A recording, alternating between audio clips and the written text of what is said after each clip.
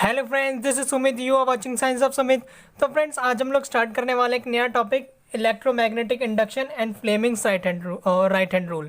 तो फ्रेंड्स, हमारे पास ये दो इंपॉर्टेंट टॉपिक है। चलिए स्टार्ट करते हैं। तो फ्रेंड्स, जैसे कि एक एकदम फ्रेश टॉपिक है इलेक्ट्रोमैग्नेटिक इंडक्शन, जिसे शॉर्ट में बोला जाता है EMI।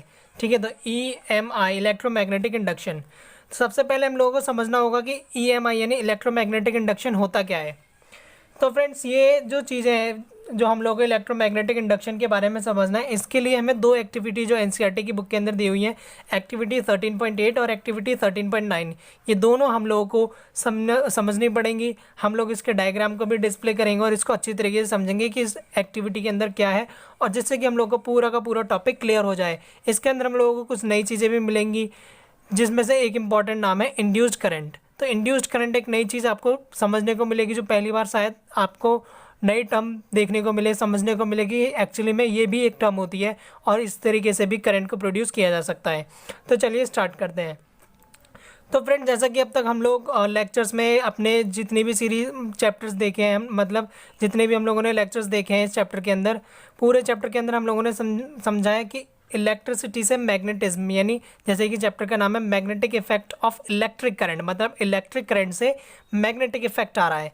ठीक है, तो हमने इलेक्ट्रिसिटी से मैग्नेटिज्म को देखा हुआ है, ये इफेक्ट निकलते हुए, मतलब मैग्नेटिज्म बनते हुए देखा इस पूरे लेक्चर्स के अंदर। अब तक जितने भी चैप्टर हम लोगों ने देखा, पूरा का पूरा उस चैप्टर के अंदर हम लोगों ने समझा। लेकिन मैग्नेटिज्म से भी इलेक्ट्रिसिटी को बनाया जा सकता है, मतलब इलेक्ट्रिसिटी से मैग्नेटिज्म बना, ये हम लोगों ने अब तक समझा। इलेक्ट्रिक मोटर भी हम लोगों ने देखी। अब मैग्नेटिज्म से इलेक्ट्रिसिटी को बनाना है। ठीक है, तो मैग्नेटिज्म का यूज़ करके, मैग्नेट का यूज़ करके अब हम लोग करंट, इलेक्ट्रिक करंट को प्रोड्यूस करने वाले हैं। तो यही है इस टॉपिक के अंदर, इलेक्ट्रोमैग्नेटिक इंडक्शन के अंदर। अब क्वेश्चन ये आता है कि मतलब इलेक्ट्रिसिटी को प्रोड्यूस कैसे किया जाएगा किसी मैग्नेट के थ्रू। तो ये जो पूरा एक्सपेरिमेंट था, ये सबसे पहले एक्सपेरिमेंट किया माइकल फैराडे ने 1831 में। ठीक है, तो उन्होंने ये माइकल फैराडे ने ये एक्सपेरिमेंट किया और उन्होंने पता लगाया कि हम मैग्नेट का यूज़ करके भी इलेक्ट्रिसिटी की, यानी इलेक्ट्रिक करंट को प्रोड्यूस कर सकते हैं। तो उन्होंने एक्चुअली में क्या किया, तो एक टाइप छोटी सी कहानी टाइप समझ सकते हैं कि एक छोटी सी कहानी थी, जिस तरीके से आपको ईजिली समझ में आया और आपको मेमोराइज, मतलब रिमेंबर भी रहे कि हाँ, कहानी यही थी और एक्चुअली इस पूरा टॉपिक यही है। तो चलिए स्टार्ट करते हैं। तो जैसे कि मैंने इधर पहले से इलेक्ट्रोमैग्नेटिक इंडक्शन के बारे में लिखा हुआ है, तो when a conductor is placed in a changing magnetic field, मतलब एक कंडक्टर है हमारे पास, कोई भी कंडक्टर। ठीक है, उस कंडक्टर को मान लेते एक वायर है, उस कंडक्टर को हम लोगों ने मैग्नेटिक फील्ड में रखा। कैसा मैग्नेटिक फील्ड? जो हर वक्त चेंज हो रहा है, चेंजिंग मैग्नेटिक फील्ड। देखो, ये टर्म बहुत ज़्यादा इंपॉर्टेंट है, क्योंकि इसी टर्म की वजह से इंड्यूस्ड करंट, इलेक्ट्रोमैग्नेटिक इंडक्शन पूरा बना हुआ है। ठीक है, तो चेंजिंग मैग्नेटिक फील्ड बहुत ज़्यादा इंपॉर्टेंट है। अगर चेंज नहीं होगा तो टॉपिक का कोई मतलब नहीं है, क्योंकि चेंज बहुत ज़्यादा ज़रूरी है इसके अंदर। तो ऐसा मैग्नेटिक फील्ड जो चेंज हो रहा है, उसके अंदर जब हम किसी कंडक्टर को रख देते हैं तो कुछ करंट इंड्यूस हो जाता है उसके अंदर। मतलब एक जगह है, मैग्नेटिक फील्ड है, जहाँ पर वो मैग्नेटिक फील्ड बार बार चेंज हो रहा है, मतलब उसकी जो क्वांटिटी, जो वैल्यू है, वो बार बार चेंज होती जा रही है, अमाउंट उसकी। उस अमाउंट के चेंज होने की वजह से हम लोगों ने उसके बीच में एक कंडक्टर जाके रख दिया। अब वो मैग्नेटिक फील्ड बार बार चेंज हो रहा है, उस मैग्नेटिक फील्ड के चेंज होने की वजह से, मतलब मैग्नेट्स की वजह से, मतलब मैग्नेटिज्म की वजह से इस कंडक्टर के अंदर कुछ करंट इंड्यूस हो जाएगा, मतलब उसके अंदर कुछ करंट आ जाएगा। ठीक है, और जो करंट इसके अंदर आ जाएगा, उस करंट को हम लोग बोलेंगे इंड्यूस्ड करंट। ठीक है, एकदम क्लियर। इंड्यूस्ड करंट क्या होता है? इंड्यूस्ड करंट ऐसा करंट होता है जो कि चेंजिंग मैग्नेटिक फील्ड में किसी कंडक्टर को रखने से होता है। मतलब किसी कंडक्टर को हमने ऐसे मैग्नेटिक फील्ड में रख दिया जो बार बार चेंज हो रहा है, वो मैग्नेटिक फील्ड इसके अंदर कुछ करंट को इंड्यूस कर देगा, और जो करंट इसके अंदर होगा उस करंट को बोलते हैं इंड्यूस्ड करंट। ठीक है, अब इंड्यूस करंट समझ में आ गया। और ये पूरा प्रोसीजर जो हम लोगों ने पूरा काम किया, प्रैक्टिकल किया, इसी को बोला जाता है इलेक्ट्रोमैग्नेटिक इंडक्शन। मतलब मैग्नेट और इलेक्ट्रिसिटी, मतलब मैग्नेट के थ्रू इलेक्ट्रिसिटी का इंडक्शन हो रहा है। ठीक है, मैग्नेट के थ्रू इलेक्ट्रिसिटी का इंडक्शन हो रहा है हमारे कंडक्टर के अंदर। तो ये है इलेक्ट्रोमैग्नेटिक इंडक्शन की डेफिनेशन, या इसका बेसिक कि इसके अंदर होता क्या है एक्चुअली। ठीक है, और इंड्यूस करंट आपको समझ में आ गया होगा। तो अब आते हैं अपने मेन चीज़ पे, जो है हमारे पास एक्टिविटीज़, जिसके थ्रू हम लोग को पूरा टॉपिक समझ में आएगा, क्लियर होगा कि एक्चुअली हुआ क्या। तो माइकल फैराडे ने एक एक्सपेरिमेंट किया। उनके दिमाग में ये आया कि जैसे कि हम लोग इलेक्ट्रिसिटी जब इलेक्ट्रिक करंट किसी वायर के अंदर जाता है, उन्होंने सोचा कि इलेक्ट्रिक करंट वायर के अंदर है, वो मैग्नेटिक इफेक्ट देता है, तो क्या मैग्नेट इलेक्ट्रिसिटी प्रोड्यूस कर सकता है, ये उन्होंने सोचा। अब इतना तो उन्होंने सोच लिया कि जैसे कि आपस में इंटरलिंक्ड हैं तो ऐसा भी होना चाहिए कि मैग्नेट इलेक्ट्रिसिटी बनाए, ये भी तो हो सकता है। तो उन्होंने इसके लिए एक एक्सपेरिमेंट किया।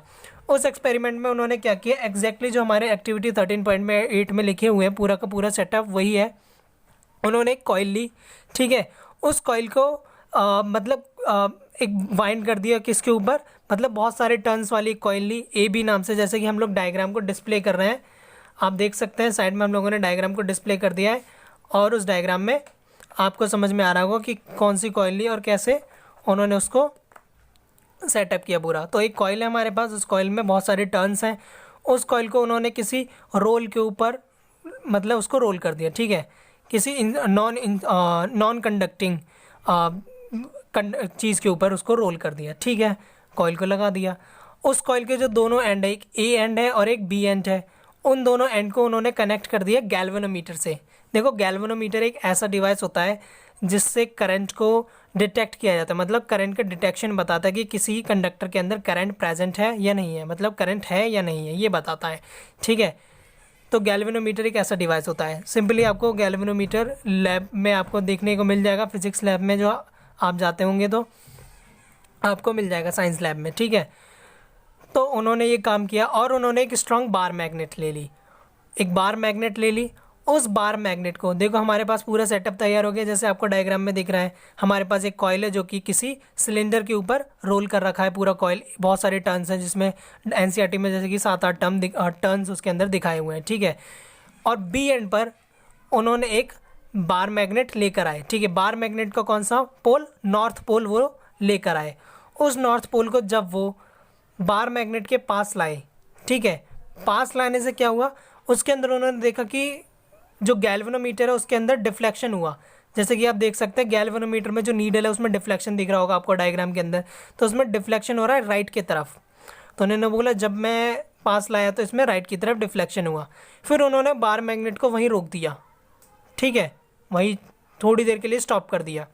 जैसे उन्होंने स्टॉप किया गैल्वेनोमीटर में रीडिंग हो गई 0, मतलब वहाँ पे अब कोई डिफ्लेक्शन नहीं, मतलब कोई करंट नहीं है। इसका मतलब उसके अंदर गैल्वेनोमीटर का काम तो ये है ना करंट बताना, तो मतलब उसके अंदर कोई करंट नहीं है जब बार मैग्नेट स्टॉप हो गई, ठीक है। अब उसके बाद उन्होंने उस बार मैग्नेट को बाहर निकालने की कोशिश की। अब मतलब कॉइल जो बी एंड था ना, बी एंड को नॉर्थ पोल, जो नॉर्थ पोल था मैग्नेट का, उस नॉर्थ पोल को कॉइल के बी एंड से दूर ले गए, मतलब उसको अब दूर लेके जा रहे हैं। जब दूर लेके गए तब उसमें डिफ्लेक्शन आने लगा। डिफ्लेक्शन आने की वजह से उन्होंने देखा कि हाँ फिर डिफ्लेक्शन आया, तो उनको कंक्लूज़न मिला कि जब भी इसके अंदर मोशन होता है, देखो मैग्नेट का मोशन हो रहा है, मतलब जब मैग्नेटिक फील्ड जो उस मैग्नेट के साथ एसोसिएटेड है, ठीक है ना, मतलब जो उस मैग्नेट के अंदर जो मैग्नेटिक फील्ड है, जब वो मैग्नेटिक फील्ड चेंज होता है तभी इसके अंदर करंट आता है। किसके अंदर, उस कॉइल के अंदर जो हम लोगों ने इस वायर को राउंड अप किया, मतलब उसको वाइंड अप किया किसके ऊपर, किसी सिलेंडर के ऊपर, ठीक है। तो उसके अंदर तभी करंट बनता है जब मैं इस मैग्नेट को मूव करता हूँ। अगर मैं इस मैग्नेट को स्टेशनरी पोजीशन में स्टेशनरी रख दूँ तो कोई डिफ्लेक्शन नहीं आता गैल्वेनोमीटर में, मतलब कोई करंट नहीं है, नल 0 करंट होता है। अगर पास लाऊंगा तब भी करंट है, दूर ले जाऊंगा तब भी करंट है, अगर स्टॉप कर दूंगा तो कोई डिफ्लेक्शन नहीं, कोई करंट नहीं है। मतलब मूवमेंट बहुत ज़्यादा ज़रूरी है, किसकी, मैग्नेट की। मूवमेंट से मतलब क्या है, मैग्नेटिक फील्ड चेंज हो रहा है।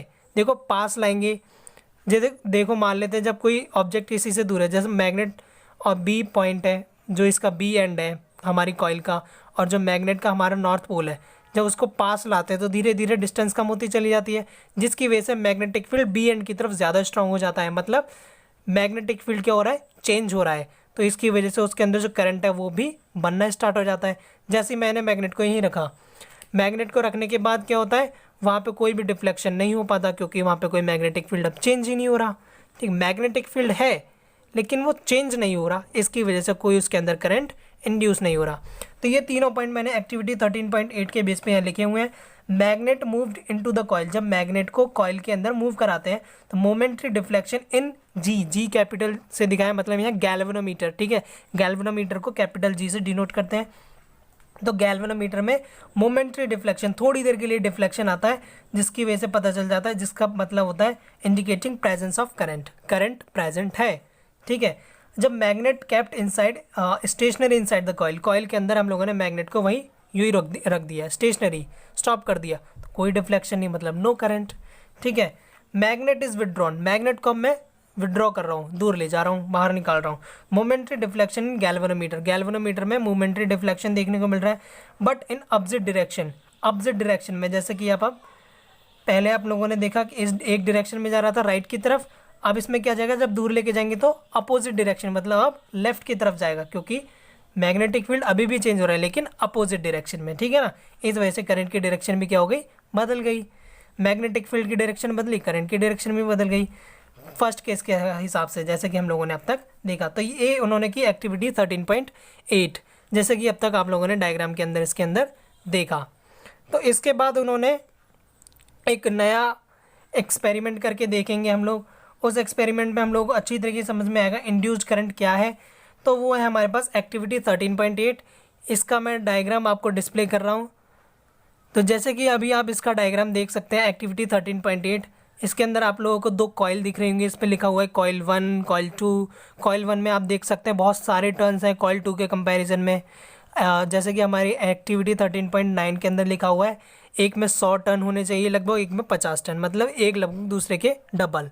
तो कॉइल 1 में ज़्यादा टर्न्स है कॉइल 2 के कंपैरिजन में। ठीक है, तो उन्होंने दो कॉइल ली इस बार, दोनों कॉइल को एक सिलेंडर के ऊपर लगा दिया जो कि नॉन कंडक्टिंग होगा। ठीक है, कॉइल 1 जिसे हम प्राइमरी कॉइल बोलेंगे, कॉइल 2 जिसे हम सेकेंडरी कॉइल बोलेंगे। ठीक, कॉइल 1 मतलब प्राइमरी कॉइल, कॉइल 2 मतलब सेकेंडरी कॉइल। ठीक है, कॉइल 1 में ज़्यादा टर्न है और उस कॉइल को, उसके जो कॉइल 1 के यानी प्राइमरी कॉइल के जो दोनों एंड्स हैं, उन दोनों एंड्स को बैटरी की मदद से और की मदद से कनेक्ट कर दिया। ठीक है, कर दिया, बैटरी उससे कनेक्ट कर दी, बैटरी एलिमिनेटर। कॉइल 2 के अंदर उन्होंने कोई बैटरी नहीं लगाई, कॉइल 2 में उन्होंने लगाया गैल्वेनोमीटर। ठीक है, गैल्वेनोमीटर का काम क्या है, करंट का डिटेक्शन करना। तो जैसे कि आपने पूरा सेटअप देख लिया डायग्राम के अंदर, ये पूरा सेटअप तैयार किया। ठीक है, उसको तैयार करने के बाद अब उन्होंने क्या किया, अब एक्सपेरिमेंट में क्या, उन्होंने की को प्लग कर दिया, मतलब स्विच ऑन हो गया।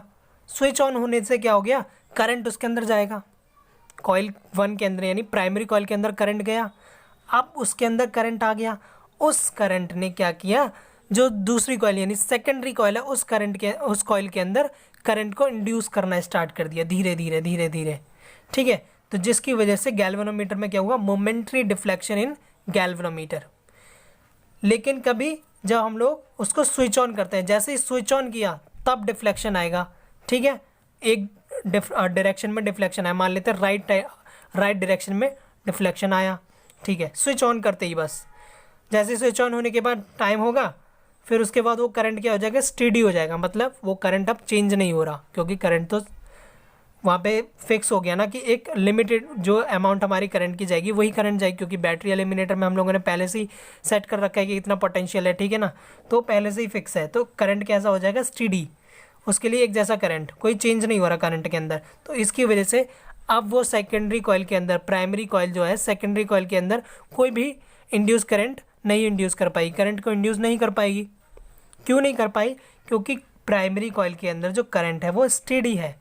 स्टेडी मतलब एकदम एक अमाउंट में जा रहा है, एक फिक्स अमाउंट में जा रहा है, कांस्टेंट है, कोई चेंज नहीं है। कोई चेंज ना होने की वजह से, जैसे कि मैंने आपको पहले ही बोला, चेंज बहुत ज़्यादा ज़रूरी है। ठीक है, तो कोई चेंज नहीं हो रहा, जिसकी वजह से सेकेंडरी कॉइल के अंदर कोई करंट इंड्यूस नहीं हो पाएगा, तो इसलिए उधर हो गया फिर नो डिफ्लेक्शन। मतलब प्राइमरी कॉइल में अभी भी करंट है, लेकिन सेकेंडरी कॉइल में कोई भी डिफ्लेक्शन नहीं दिखेगा गैल्वेनोमीटर के अंदर। अब उन्होंने क्या किया, स्विच ऑफ कर दिया, मतलब की बाहर निकाल ली। सर्किट ब्रेक, जैसे सर्किट ब्रेक तो स्टेडी करंट क्या हो जाएगा भाई, करंट अब धीरे धीरे कम होने लगेगा उसके अंदर, मतलब करंट की डायरेक्शन बदल गई, एक टाइप से करंट की डायरेक्शन बदल गई। जैसे ही डायरेक्शन बदली तो स्टेडी करंट जो पहले कांस्टेंट था अब वो चेंज हो जाएगा। करंट जैसे ही हम लोग प्लग को बाहर निकालेंगे तो करंट चेंज हो जाता है। ठीक है, कम होते जाता है ना धीरे धीरे, तो वो चेंज हो जाता है। तो इसकी वजह से इसमें हो गया momentary deflection in galvanometer but in opposite direction of first case, मतलब फिर दोबारा से डिफ्लेक्शन होगा, लेकिन किधर, इस बार मान लेते हैं लेफ्ट में होगा, अपोजिट डायरेक्शन में होगा पहले वाले केस के अकॉर्डिंग। तो 3 बार हम लोगों ने इसके अंदर केस देखे, जैसे पहले वाले एक्टिविटी में देखे थे, कब जब स्विच ऑन किया, जैसे ही मैंने उसके अंदर प्लग किया, जैसे आपको डायग्राम में दिख रहा है, मान लेते हैं मैं इधर दिखाता हूँ आपको, जैसे ही हम लोगों ने प्लग की मैंने मान लेते हैं इधर लगाई, जैसे की लगाई तभी डिफ्लेक्शन होगा, की लगाई डिफ्लेक्शन, अब की लग गई 0 पे आ जाएगा, कोई डिफ्लेक्शन नहीं है, 0, ठीक है, कोई करंट है ही नहीं उसके अंदर, इंड्यूस नहीं होगा, ठीक है।